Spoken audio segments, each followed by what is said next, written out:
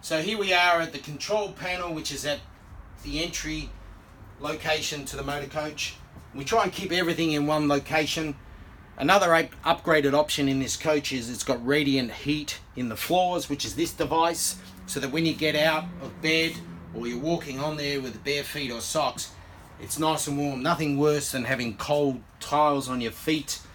And then this is for the awning outside, your generator, some light switches, and then your key levelers of finding out how much is in your tanks, your LP gas, and then your slide out as well. And that's for your AC. So we have one AC in here, another AC in here as well. Up there we have Blu-ray DVD, and we have the satellite dome too, which sits on the top of the motor coach. Moving into the bathroom area, which has a slide door here.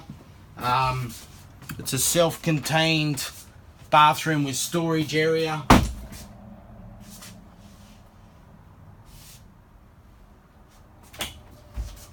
And then we try and use every inch of this coach. So this is storage space. You can pull those drawers out and have hanging space if you like. And there's also drawers here as well. And then we have more over here as well.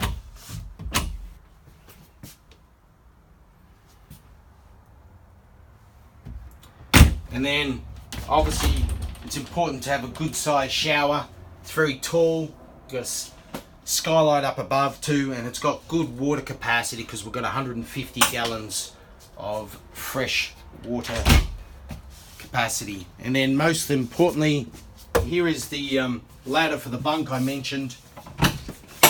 But this is internal access to your horse area if the passenger wants to physically come and check on their horses, or you can use the camera as well.